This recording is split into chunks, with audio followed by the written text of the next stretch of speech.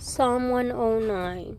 So this is another psalm attributed to David, and he cries out to God and asks God to punish those who speak evil against him and who has been wicked and harmful to him. They have repaid him with evil for good and hatred for his love. And basically he wishes a bunch of bad things to happen to them, their wives, their children, and pretty much want them to be cut off, so that their descendants eliminated and their name be wiped out. So he kind of deals with them pretty harshly. He did not pray for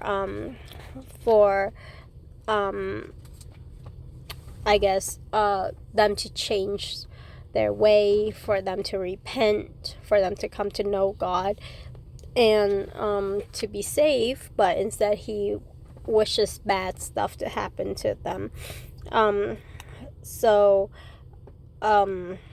He asked, though, God to deal kindly with him, with David, and he became a disgrace to these people, and he asked God to help him.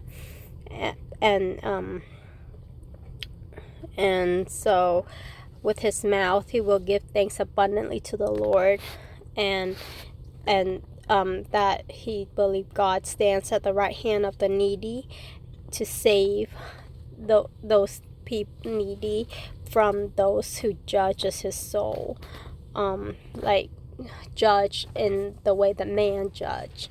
And so when I read that, I kind of remember the phrase in the Bible where it's like, judge not, or you will be judged by which you measure, you judge other, by the measure that you judge others. And so I think this is kind of like that. When we judge someone, when we take it upon ourselves to judge them as to whether they are going to heaven or hell, then we took the place of God.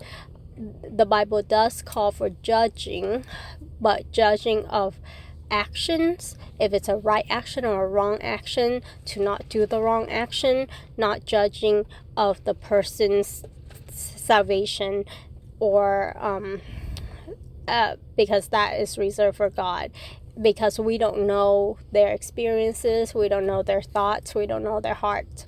So leave that judging to God. We just need to judge people by their action, if that is a good action to follow, to mimic, or to not follow and to turn away from.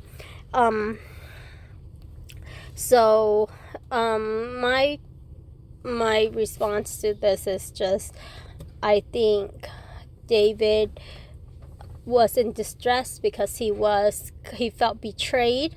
He did good to these people, but they repaid him for evil, and then they slander him, and they're evil, and they curse him, and so on and so forth. And so it's understandable why David would wish for so many bad stuff to happen to them. However, as a New Testament believer, I believe that this is not something we should model after, but we should model instead after what Jesus teach, that is to pray for those who persecute you and bless those who curse you.